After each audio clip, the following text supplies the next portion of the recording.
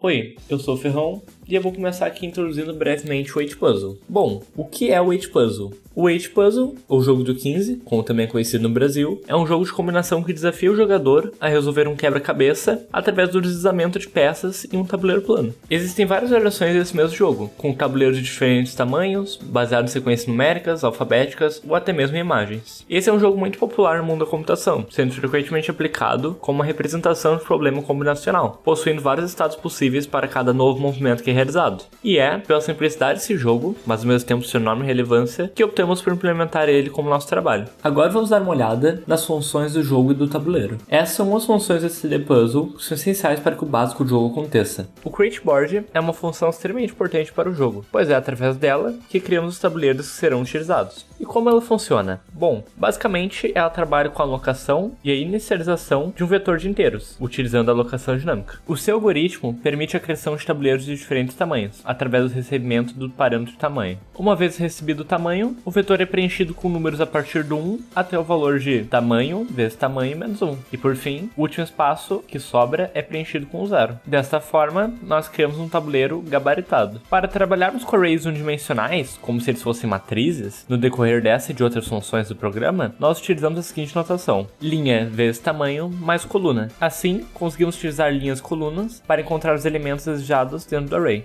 O Create User Selection Board é uma função na qual se cria uma matriz, de certa forma espelhada, do tabuleiro principal, que nós chamamos essa matriz de tabuleiro de seleção. Ela funciona assim: passamos um tabuleiro para o parâmetro e, a partir dele, a gente cria um outro tabuleiro, uma outra matriz, composta por zeros e um elemento 1 na posição onde está um elemento igual a 0 na matriz original. Assim, utilizamos essa matriz para identificar e representar graficamente qual a posição e elemento que estão sendo selecionados pelo usuário. Por padrão, então, a primeira posição selecionada sempre começa no espaço vazio. O Read Select Position é uma função na qual, a partir do input do usuário, verificamos qual será a nova posição selecionada pelo mesmo no tabuleiro. Desta forma, atualiza-se a matriz de seleção do usuário a cada input W, A, S e D, movendo o 1 de lugar na matriz de seleção e atualizando o tabuleiro graficamente, e também, assim, alterando o elemento selecionado no tabuleiro principal. Vale lembrar que utilizamos uma struct chamada de Select Board, que contém a matriz de seleção e as coordenadas x e y da posição selecionada 1 na matriz.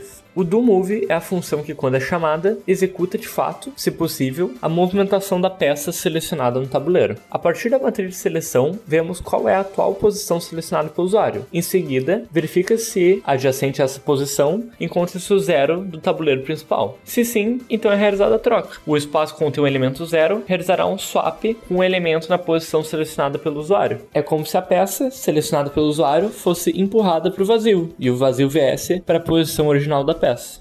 Bom, em um determinado momento do desenvolvimento, nós fizemos um questionamento. Será que é possível chegar no objetivo a partir de qualquer estado inicial do H-Puzzle? E com essa dúvida em mente, fomos pesquisar. Pesquisando, encontramos que o jogo, em um tabuleiro de 3x3, possui 9 fatorial de estados possíveis. Isso é algo em torno de 360 mil estados. E metade deles são resolvíveis, a outra metade não. E, na verdade, a questão não é se o estado é resolvível ou não, mas sim que possuímos dois grupos diferentes de estados. Uma metade é capaz de alcançar aquele estado que, digamos, seja o padrão, uma sequência do 1 até o 8, com um espaço vazio no fim. Mas a outra metade não consegue chegar no estado, mas consegue alcançar todos os outros que aquele outro estado não conseguiria. Bem, e se nosso estado inicial, que foi embaralhado, e portanto é o nosso tabuleiro inicial, não pudesse alcançar esse estado final ideal do jogo? O jogo ia acabar se tornando impossível. Então vamos ver de que forma poderíamos verificar se um estado é resolvível ou não. E foi nesse site que encontramos uma explicação sobre como poderíamos verificar se um estado é solucionável. Em resumo, precisamos testar a quantidade de versões das peças em comparação com o estado desejado. Essas inversões são ocasionadas pelas permutas realizadas entre as peças no momento que a gente embaralha. Se o número de inversões desse estado for par, ele possui solução. Se não, não. Nesse mesmo site, encontramos um código em C para que a gente pudesse realizar esse teste e saber se o estado é resolvível ou não. Com algumas pequenas mudanças, então, implementamos o getEvenCount, o nosso contador de inversões, e o nosso isSolvable, que no final nos retorna aqui o tabuleiro resolvível se o seu número de inversões for par. O embaralhar board é uma função extremamente importante. pois é através dele que nós criamos nosso tabuleiro embaralhado, que será o ponto de partida em cada nova fase do jogo. Nessa função, passamos por parâmetro no tabuleiro, seu tamanho e uma variável num, que define a intensidade de embaralhamento. O embaralhamento se dá da seguinte maneira: através da função range, nós sorteamos alguma linha e coluna de um elemento A e também sorteamos alguma linha e coluna de um elemento B. Desta maneira, com os dois elementos sorteados, nós realizamos um swap entre eles, invertendo suas posições. Essas inversões aleatórias são realizadas tamanho vezes num vezes. Assim, se aumentamos o valor do coeficiente num, aumentamos probabilisticamente a quantidade de versões. Vale ressaltar que aumentar o embaralhamento não significa necessariamente aumentar a sua dificuldade. Ele apenas diminui a chance de termos poucas peças fora de suas posições originais. Vai dar! Vai dar! Vai dar!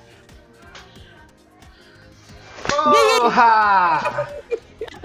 No final de todo esse processo, verificamos se o tabuleiro embaralhado é resolvível ou não. Se ele não for, o processo repete, até que dele saia um tabuleiro resolvível. Agora vamos dar uma passadinha em algumas das funções auxiliares que são utilizadas por outras funções no programa. A começar pelo getZeroPosition, essa é uma função que recebe o tabuleiro, o seu tamanho e o percorre, retornando as coordenadas da posição que contém o elemento de valor 0. Temos também a compare_array. Essa função recebe dois arrays e verifica, elemento a elemento, se elas são idênticas. Vale ressaltar que, se no meio da execução um elemento for diferente, ela já dá um break, assim será mais eficiente.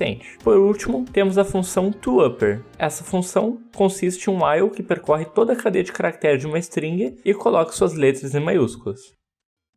Olá, eu sou o Henrique Rodrigues. Agora que o Rafael mostrou a lógica por trás do tabuleiro do H-Puzzle, vamos falar um pouco da interface com o jogador. O desafio era fazer uma interface que fosse funcional e ao mesmo tempo legal de se jogar. Então me lembrei de um canal que eu acompanho já faz muito tempo chamado The 8-Bit Guy, em que David Murray, o dono do canal, ele fala sobre o jogo Petsky Robots, que ele programou para o Commodore PET. É um computador pessoal do final da década de 70. Esse computador ele só tinha um display de texto, então não tinha sprites de bitmaps. You may notice that there's a flicker on the sprites. Now, when I use the word sprites here, I'm not talking about hardware sprites, as obviously the PET doesn't have any, but rather there are software sprites used for the player and the robots. E mesmo com essa limitação, o David conseguiu fazer um jogo incrivelmente bonito para o computador dessa época. Aí foi essa a minha inspiração para fazer a interface do H-Puzzle. E eu queria fazer uma coisa que fosse legal só usando o texto do terminal, só usando o CMD para fazer o display. Então o primeiro passo foi encontrar uma forma de construir o tabuleiro, né? E durante essa primeira parte do projeto a gente estava usando o Code Blocks como ideia, mas só depois de se irritar bastante com ele que a gente trocou pro VS Code e isso foi uma benção. De cara, quando eu estava pensando num jeito de programar a interface, eu já encontrei a primeira limitação. Por padrão, a linguagem C usa os caracteres do encode ASCII, só que usando só os caracteres disponíveis desse encode, a interface ficava muito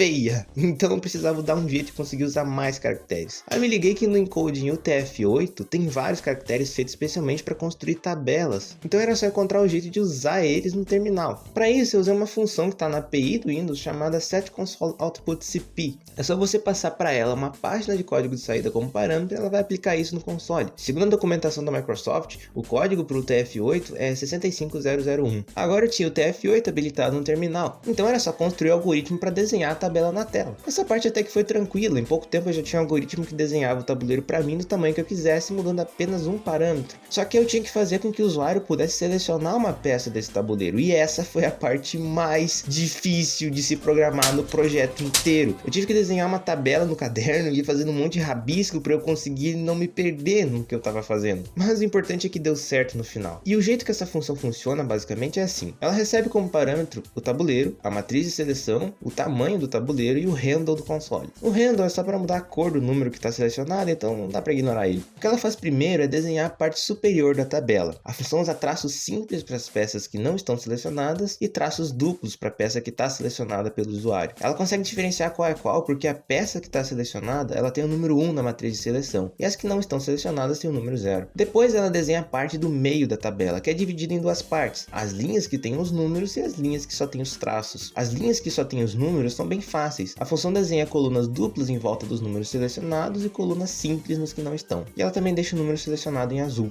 as linhas que só tem os traços que foram a pior parte de programar, porque as quinas dessas linhas intermediárias, elas mudam de sentido quando você seleciona uma peça acima ou uma peça abaixo, e essa distinção é difícil de fazer no código. O resto do funcionamento aqui é o mesmo, caracteres com linhas duplas para as peças selecionadas e linhas simples para o resto. Depois é só desenhar a última linha que segue a mesma ideia da primeira. Uma coisa que a gente usou para conseguir atualizar em tempo real o tabuleiro conforme o input do jogador foi a função get e a função setCMDCursor. A função get ela é uma função da biblioteca Cuneo.h que lê um caractere digitado sem precisar que seja pressionado Enter. Já a função setCMDCursor foi uma função que eu fiz para a gente poder colocar o cursor de digitação do terminal em uma coordenada qualquer dentro do console. Isso que permite que a gente atualize o tabuleiro sem precisar do comando de clear do terminal, porque se a gente usar ele, o jogo ia ficar piscando a cada comando e não ia ficar legal. Com isso feito, o jogo já estava com uma aparência muito bacana, mas eu ainda sentia que não era o bastante. Então eu cheguei pro pessoal e falei, gente, e se o nosso jogo tivesse uma história, um objetivo?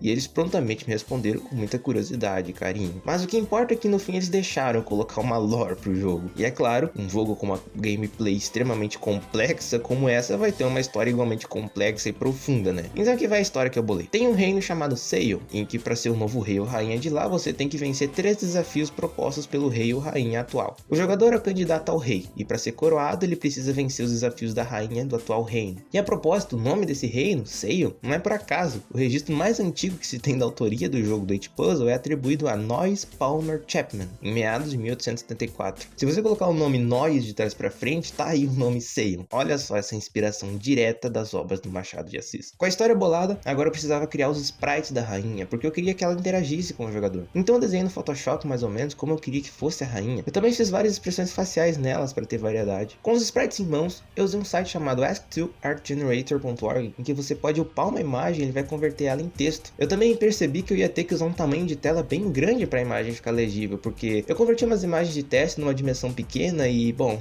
elas ficaram feias. Por sorte, a API do Windows tinha funções que me permitiam redimensionar o buffer, a janela do console e até mesmo a fonte conforme eu quisesse. Então eu criei uma função chamada setFont and Window Size, que eu passava por parâmetro as dimensões do console, o tamanho da fonte, o handle do console, e essa função fazia o redimensionamento para mim. O tamanho que eu usei para os sprites foi de 200 caracteres de largura por 90 de altura, o tamanho da fonte deles é 8 pontos. Agora eu precisava de um jeito para exibir esses sprites na tela, então eu bolei uma solução bem legal para isso. Eu salvei todos os sprites convertidos da rainha em TXT separados e coloquei eles numa pasta chamada SPR, no mesmo diretório do executável. Depois eu programei uma função chamada showSPR, que recebe por parâmetro o endereço do sprite que você quer exibir, a linha de início, a linha de fim e o tamanho da linha. Essa função ficou tão legal que eu consegui usar ela até para exibir o menu do jogo, que eu já vou entrar em detalhes daqui a pouco. E outra coisa legal dela é que por ela permitir que você especifique uma linha de início e uma linha de fim, dá para exibir na tela só um pedaço do sprite. E esse recurso eu usei para mexer a boca da rainha. Nessa animação, o sprite dela não está sendo redesenhado inteiro, seria um desperdício de processamento. Em vez disso, só as linhas que mostram a boca é que estão sendo redesenhadas, e isso é possível graças à função setCMDCursor e à função showSPR trabalhando em conjunto. Inclusive, teve até um bug bem engraçado que a Liz e o Daniel acharam quando estavam testando o jogo, é que quando você entrava em uma tela qualquer do jogo e redimensionava a janela do CMD, o jogo bugava completamente a aparência. Tinha uns resultados bem engraçados, a Liz até conseguiu ver a boca da rainha sendo atualizada quando ela estava numa tela de fala.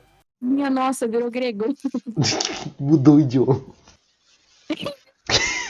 Mas para a infelicidade deles, eu arrumei esse bug. Tem uma função do Windows que permite editar um atributo de uma janela, então eu fui lá e removi da janela do terminal do Windows a possibilidade de você maximizar e redimensionar ela. O jeito que a função showSPR funciona é bem simples. Ela abre o arquivo passado por parâmetro e depois posiciona o leitor do arquivo na linha de início usando a função fseek e o tamanho da linha que foi passado por parâmetro. Aí ela aloca um buffer do tamanho da linha mais um char na memória, esse mais um char é pro caractere nulo, e então vai lendo linha a linha e exibindo na tela até o contador ir chegar na linha do término que foi passada por parâmetro ou chegar no fim do arquivo. Uma outra função que eu fiz também para o diálogo com a rainha foi a função showFala. Eu misturei inglês com português, né? Genial. Responsável por mostrar o texto da fala dela para o jogador. O funcionamento dela segue a mesma ideia da função showSPR, a diferença é que ela usa números para identificar cada fala. E a função ela vai de linha em linha procurando esse número para saber onde o texto da fala começa e onde ele termina. Isso é bem legal porque para adicionar mais falas era só colocar um número da fala, o texto e depois o número da próxima fala. E a função conseguia você achar lá dentro do arquivo facilmente. Por fim, o menu do jogo. Para fazer ele, nós usamos o site TAG também, e a primeira opção inicia o jogo, a segunda mostra os créditos, a terceira mostra as pontuações e a última sai do jogo. Na opção de créditos, eu fiz com que mostrasse umas imagens da gente em ASCII 2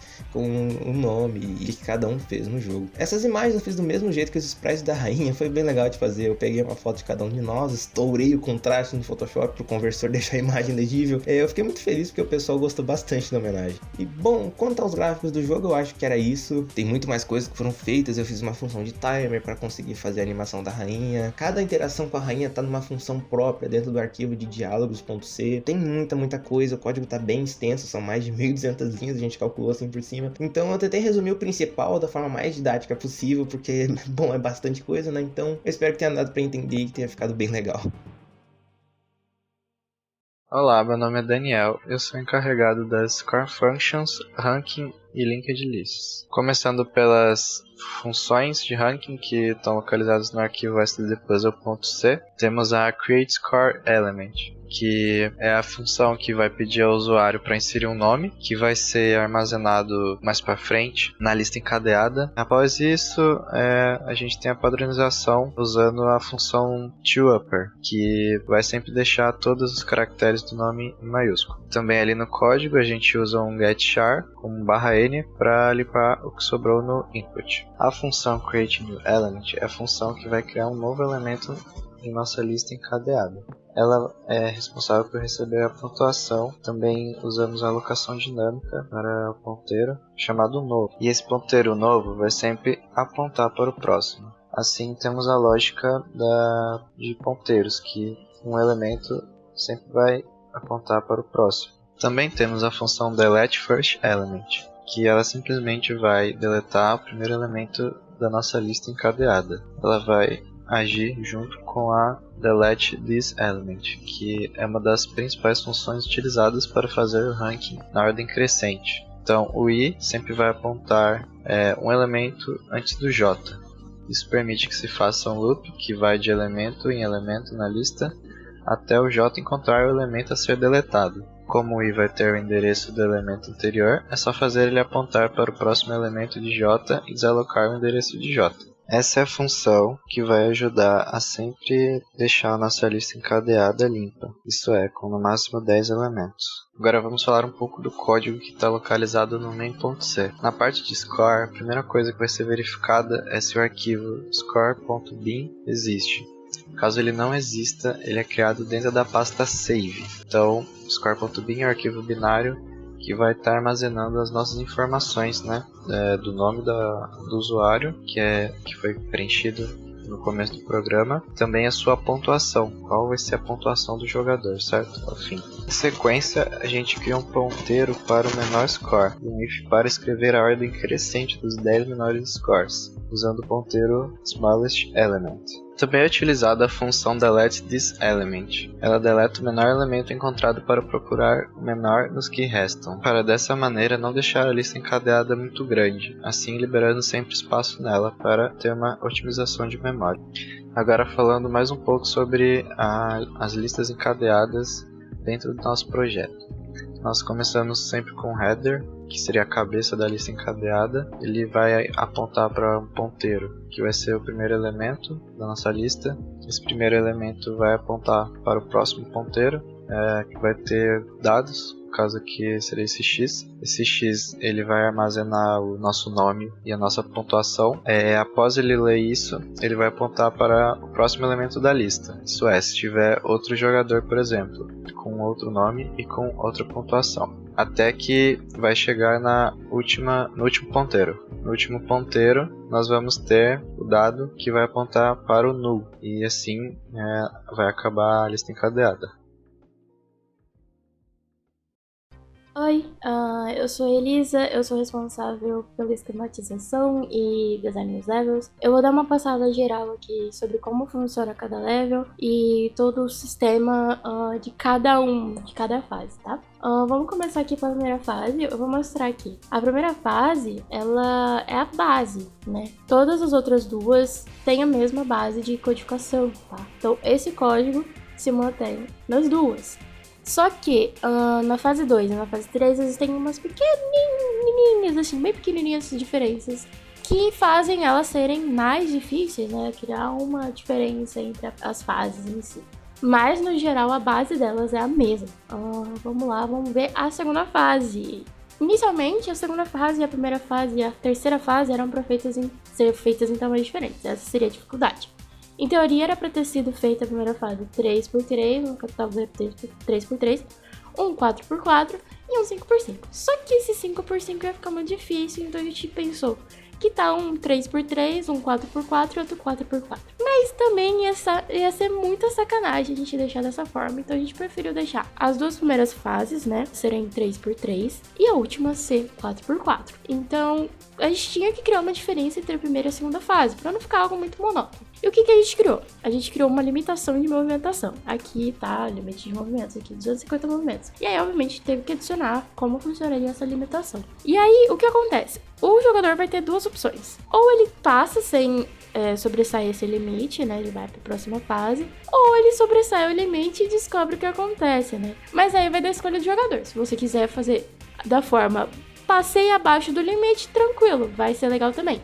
Se você quiser descobrir o que acontece se você ultrapassar o limite, também vai ser algo muito interessante. A resposta em si do jogo é muito interessante.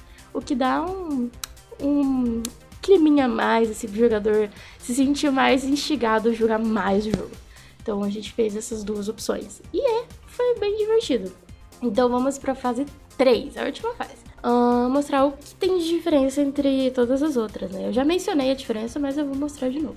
Aqui estamos na fase 3, né? Opa, desculpa. E a única diferença que ela tem é o tamanho, né? O tamanho dela ser um tabuleiro 4x4. Então, essa é a única diferença da fase 3 pra fase 1. E a diferença da fase 3 para a fase 2 é não ter a limitação de movimento e ser um tabuleiro 4x4 também. Sobre a codificação da movimentação, ela funciona da seguinte forma. A peça que o usuário selecionou tem uma movimentação possível? Para cima, para baixo, para direita ou para esquerda? Tem. Ok, beleza.